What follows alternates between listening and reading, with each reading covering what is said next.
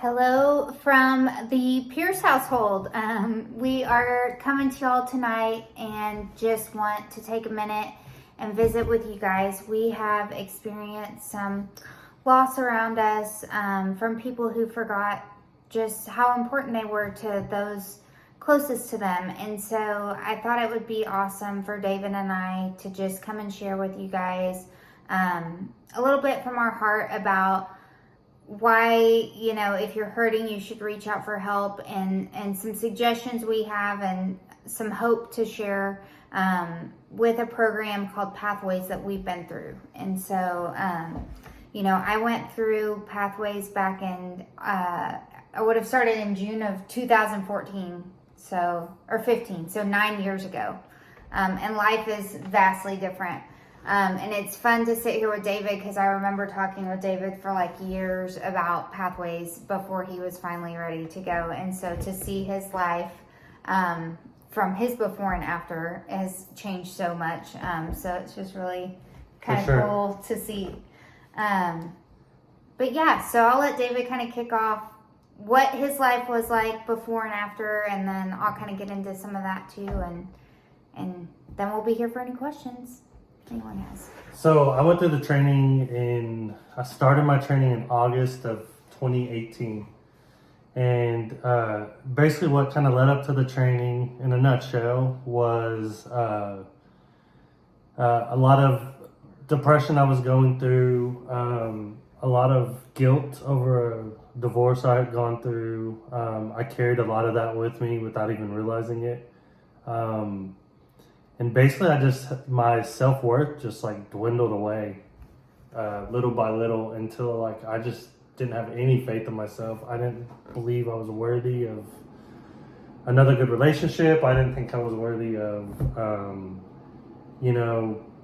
being happy or I don't even know. I was just in a really dark place. And that kind of compounded and when you're in a negative zone, like a lot of negative things will build up in your life because that's what, your mentality is your reality, right? So basically kind of the depression turned to anger for me. And a lot of that stuff that was bottled up and I was really like not dealing with in a healthy way, it just kind of exploded in my life. I ended up losing my job that I had for 14 years. I lost my career. I kind of hit rock bottom in that time. And Sarah had been talking to me about Pathways, over a couple of years. And that was kind of my, I just got to do this. I reached out to Sarah and I said, what do I got to do? Where do I need to be? And the rest is history for me. At the training, what I got out of the training was, Sarah mentioned hope. Mm-hmm. Like just a hope that life can be better, a hope that, this is all worth it for me. And to know you didn't miss the bus. That was so huge for me. And even now, I think of the things and the labels that I had placed upon myself and that I was wearing, and that if I was still doing that to myself today with the way, I'm 40 and single, what I was doing to myself back then, that I was shaming myself because my life didn't look like everybody else's. I, didn't think that I had gotten it right. I messed it all up. There wasn't a way to figure it out and redo it and go back to the start. Yep. So, it was I was just second best, gonna play second fiddle to everything because I wasn't worthy of anything. I missed my opportunities to have that white picket fence life. Yep. And if it didn't look exactly how I thought it was, we had a lot of conditioning growing up. I always tell people in cheer, all we did was sit around and figure out how we were going to be trophy wives. No joke. Okay, this is going to be our plan, to marry rich and not have to work. Mm-hmm. And that was my whole dream for myself. And so when that didn't happen, David was saying, depression and just turning things inward on myself of what an idiot I was for not figuring it out. Yeah, definitely you run those negative thoughts in your head over and over, and it just piles it on top of you. Well, and I don't know about you, but like I had told a friend this the other day. Like I used to talk so ugly to myself. Like I would be so mean to myself, and I don't do that anymore. And like I don't care what it would have taken. Like just that one thing alone to know that I'm not going to talk ugly to myself. Like and that I can help build myself up. Absolutely. Versus pushing myself down was one of the biggest gifts I could have ever gotten. My big thing that I got from the training, like in that area, was I discovered like my self-worth again. I discovered like I am worthy of good things. I am worthy of a second chance. I am worthy of grace. I found my faith again in the training.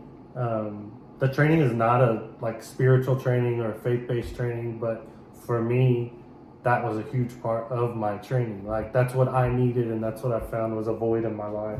Yeah. So like I rediscovered my faith. I got reconnected with God, and that was huge for me in my spirituality. And that was the big piece that I was missing. And that looks different for I think a lot of people that go through the training. It's a different story for everybody, but like those hope, worth, and faith were like 3 huge things I got from the training. Well, and like it's been on my heart so much, like, and I called David and I was like, we need to do something because we have to reach out. And I've been asking myself a lot of like why I want to do this, like what, and I think to me it's because, and we're gonna do our best to post this video everywhere, but it's really targeted more to those that we grew up with and that are around our age.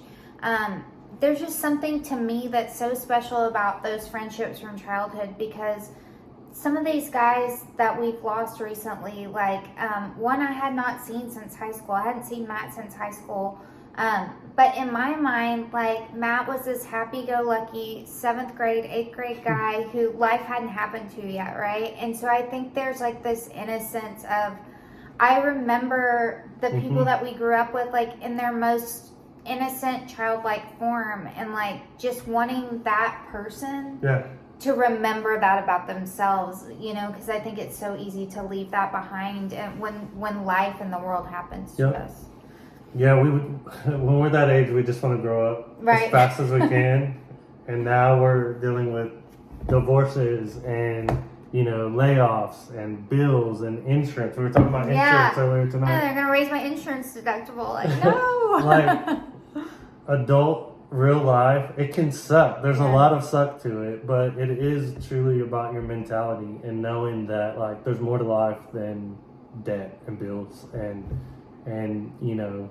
finding value in your life and yourself is where it starts, and then in your family, your friends, like, and the healthier you are from a mental standpoint, like the healthier your relationships are going to be, the more likely you are to like reach out and connect with someone or to do something different. That's one of the biggest things I got out of Pathways training. One of the big sayings is if you want something different, you have to do something different. And like that do word, that action word, that changed life for me, man. I took action. I started like I got tired of the same old stagnant, same old crap. That ho-hum, just like whatever life feeds me is what I'll take. Like that's all I'm deserving of, or I'm not even deserving of that. So I'll kind of like, we talked about, what life was like before the training, what we got during the training. So after the training for me, the faith aspect was huge. I got involved in church. I found a girl that we went to school with Tiffany Barnes, and now she's Tiffany Pierce, and I have 3 wonderful stepkids. I have a 3-year-old daughter who is the cutest thing you've ever seen. And I never thought, I literally going into the training, I did not think I deserved to have kids. I didn't think I deserved to be a father. I didn't think I deserved to like be happy in that way. And now I have all these things in my life. I feel so fulfilled every day. Like I have a lot to be thankful for, so many blessings in my life. And I have friends that,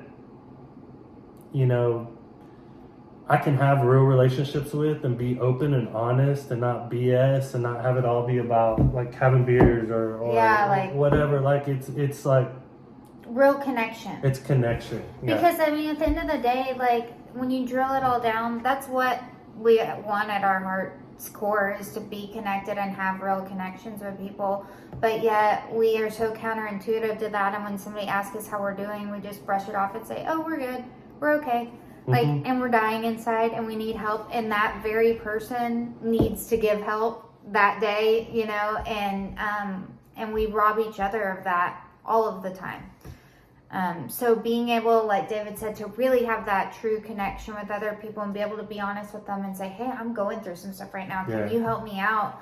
And or to be a helper, because we don't understand the gift that we give to people when we ask for help and they get to be a blessing in our life. I mean, think about how good it makes you feel when you get to help somebody, like truly help somebody. And we think that we're going to be a burden by asking for help when it couldn't be further from the truth. One of my favorite adages from the training that they talk about is they say, you know, if you have a broken leg and you're at the hospital with a broken leg and you're in like dire pain, they have not gotten you your pain meds yet, but then they roll a guy in with an amputated leg right next to you, like, your leg will not stop hurting. You can have empathy for the guy who just lost his leg because it sucks, but like, you still have your own stuff and your own pain. And we're really good at minimizing what's going on with us in our own world, when we would never want anyone to do that to our friend. Like, I would never tell my friend to minimize their grief or trauma, but I'll do it to myself. That doesn't make sense. And so it's tools like that that you can gain. And like David was saying, like, life before, for me, like, I was not getting by in an 8-to-5 job, single mom to a sweet little boy. And, you know, now I'm in a place where I've totally been able to support him and buy him a vehicle and make sure that he can be out there and experiencing life and have a really heart level connection with him. And know that whenever he goes into his senior year next year, like, he knows he can come to me and we have an open relationship. And, you know, if I would have known that would have just been a side effect from getting better myself, like, I would have jumped in the minute that somebody told me. And what's funny is when I was in my worst time, like going through my shit, it's funny because I looked at Sarah like, oh my God, Sarah has all of her crap together. Like, she's like got this life and this career and she's happy and she's like doing well financially and she just feels stable. And it's like, if you would have asked her, she'd probably be like, "What are you talking about? I have my crap together." But it's just, I mean, it's how you live. It's how you personify yourself and how you, like, what your mentality is that, like, I'm going to do different. I'm going to do these things. Like, I do have some good things going. Well, I mean, like, let's not sugarcoat it. We are getting up there in age. Like, we're all turning 40 this year. The last bunch of us, y'all, if anybody in here is not turning 40, you suck. Good for you. But all that to say, like, for us, it's one of those, like, this is the time, and you talked about it earlier, leaving a legacy. Like, what kind of legacy do you want to leave for your family? Like, and that, the hope to have a legacy, like, if you feel like, legacy, I can't even, like, get up tomorrow, like, just the hope that maybe you can have a legacy. Like, it is not too late. It is never too, I love that Jelly Roll said that. It's never too late. You know, because it's really not. It's just making that decision. No more. Not for one more day will I feel like this. Not for one more day will I show up like this in my own life. Like, not for one more day. I will go and reclaim who I am, kind of. Absolutely. I did a church small group here recently, and it was on leaving a lasting legacy. So one of the first question I asked the group was, "What does a legacy mean to you?" And what's funny is every single person around the table, like, had a different answer. So, like, even what your legacy is, like, it means something different to everybody. But, like, I think if you can really, like, find your worth, your true self, like, find that, like, authentic approach. Yes, that's a perfect way to put it. Like, it doesn't have to look like being a trophy wife with the cheer team. You know, it's like, your legacy is what you want it to be, so go make it. Yeah. And when you realize that life can be that easy, now, are there a million bumps along the way and a lot of crap? It's going to take consistency, you know, all of those things. But it's there for us to take, and it's just, like, I think we are both very compassionate people and are very much, like, social butterflies and Yeah. stuff. So we want that for other people. Like Yeah. we're relating with others and want people to feel that little feeling of what we've come to know. And I think it's really important. Like I sponsored my wife through the training. She's done it now. She got a different experience than I did or Sarah did, but she got her own personal thing out of it, and she's better off for having gone through it. Well, and just like y'all's communication and having that baseline relationship to know that you guys can have that connection and heart level, and when you need to come to each other, that there's a safe place to do that, and you have the tools to do it. I mean, Absolutely. So I think like, and it's funny that Sarah sponsored me. I sponsored my wife. She was just telling us earlier about someone that she works with that she's trying to get into the training. So that's the legacy right there. Yeah. You're just passing down and you're giving people an opportunity to fight for themselves. And I think that's kind of the point of what we wanted to do today with some of the grief that we've been going through with some classmates and people we know going through, like I said, divorces, going through financial struggles, Yeah. going through, losses of jobs, and like life is tough, and we you really don't want have to do it alone. No, you don't. And we just want this to go out to those people that are maybe struggling and they have already reached out, but maybe those that like are afraid to say something or haven't reached out to a friend or whatever. So we are definitely here. And I know like some of the verbiage can sound gimmicky, so just to circle back like on sponsorships and things like that, you have a sponsor when you go through a program like Pathways so that you have support and somebody to lean on. And then there is a financial commitment. We don't get anything for promoting this or anything. In fact, we would like to, if it's something that you feel like you need, we would want to help you if finances are going to be an issue. And so we can kind of help you work through that so that doesn't have to be the reason. Because I can tell you right now, when I went through it 9 years ago, I had $0.0 in the bank. And the only reason why I went through is because my sponsor at the time told me she would pay for it. And I was like, okay, I'll go, and unfortunately, like we were talking earlier, Pathways is something that people could benefit if your life is absolutely perfect and you went through it, you could still get benefit. The unfortunate circumstances that most people go through it when they are out of options and they are desperate for a change. So know that if you're just like one of those like people, go-getters who just wants to better your life, it is there for you. It's amazing. But we really are reaching out to the people we feel like maybe they feel like they are falling through the cracks, or nobody's reaching out and telling them that they are loved and that they mean something. And you guys do immensely mean something to us. Absolutely. I too, I had lost my job.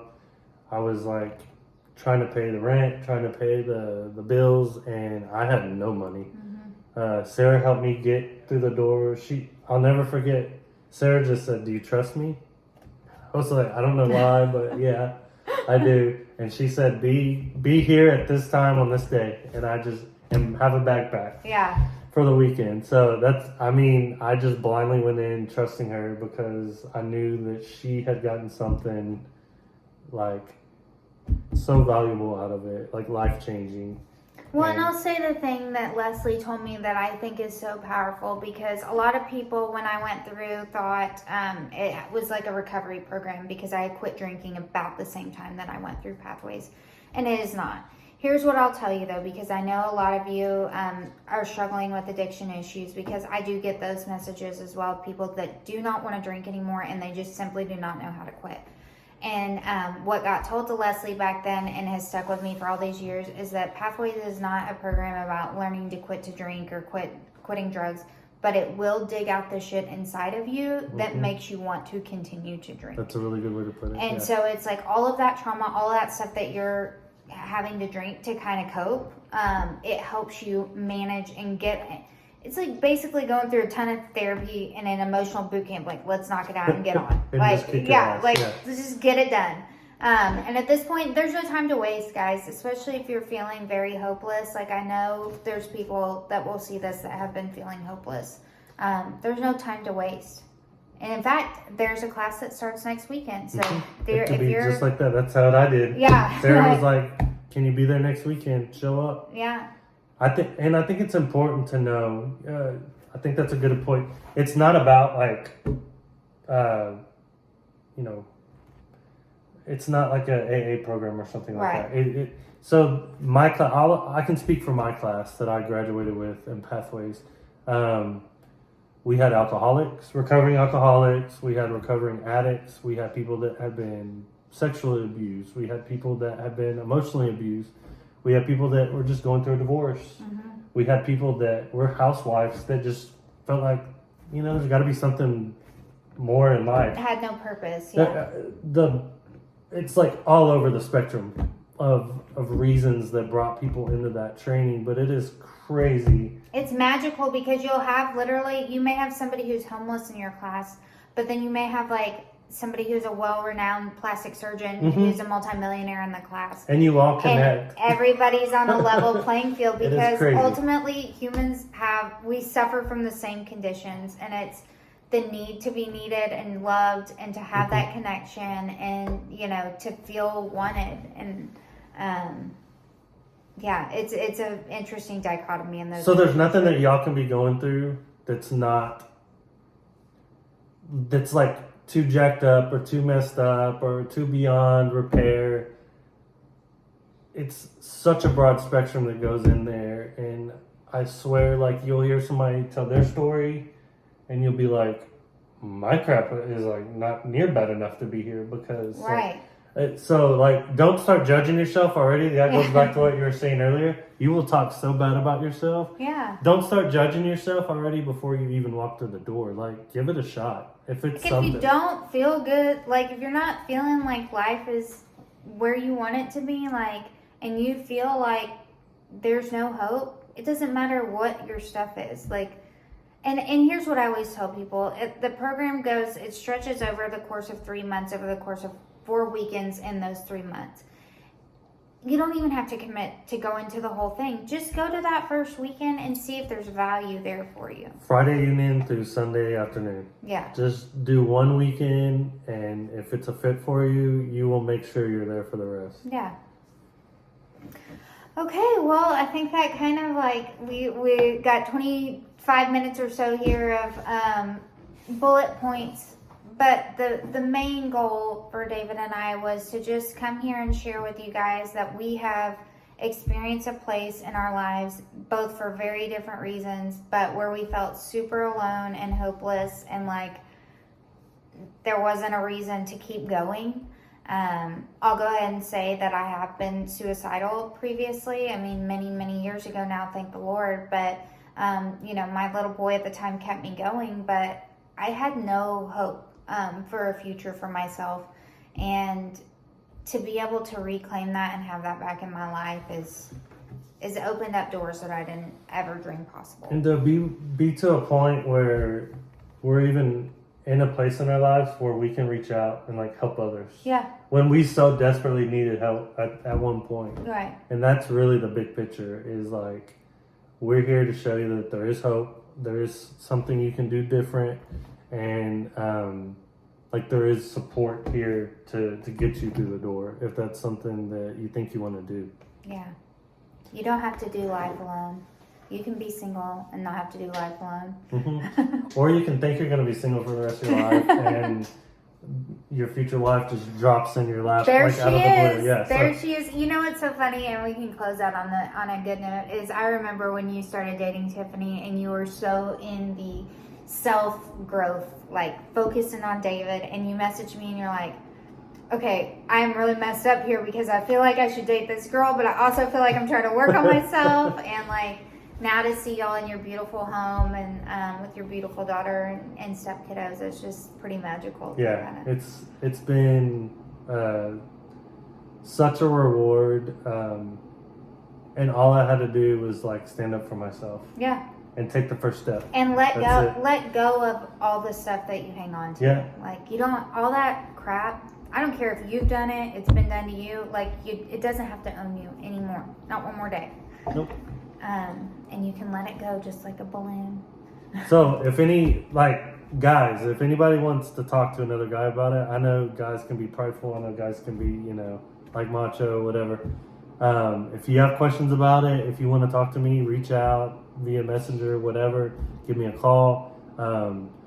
I'd love to share with what I got out of it, kind of the aspect from a guy's perspective. I'm sure Sarah would be willing to do the Well, and I same. think we just like barely scratched the surface. Like, For sure. you know, just wanted, really the goal was to come here and let you guys know you're not alone. That there's people that want to help and that are here for you. And we were hoping that class of 01 and class of 02 we can join forces and hit a wider range of Absolutely. people. So, all right, we're here for y'all. Love y'all. All right, love you guys. Take care. Okay.